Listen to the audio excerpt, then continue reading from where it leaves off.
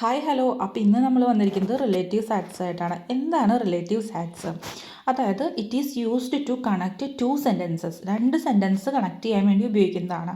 അപ്പോൾ നമുക്ക് first case നോക്കാം. റിലേറ്റീവ് സാറ്റ്സ് നോമിനേറ്റീവിൽ എങ്ങനെ വരും നോക്കാം.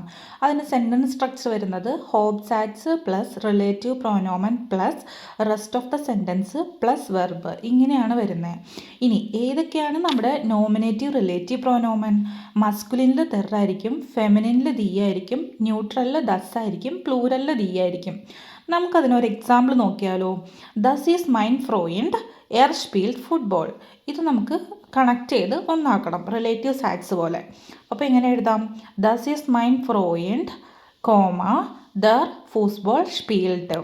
ഇതിനകത്ത് ദസ് ഈസ് മൈൻ ഫ്രോയിൻഡ് എന്നുള്ളത് ഹോപ്പ് സാറ്റ്സ് ആയിരിക്കും.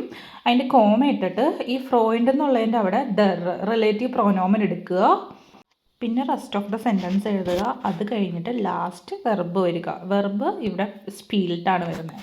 അപ്പോൾ ഇങ്ങനെയാണ് നോമിനേറ്റീവിൽ നമ്മൾ റിലേറ്റീവ് സാറ്റ്സ് എഴുതുന്നത്. അപ്പോൾ വീഡിയോ ഇഷ്ടപ്പെടുകയാണെങ്കിൽ എല്ലാവരും please do like, share and subscribe.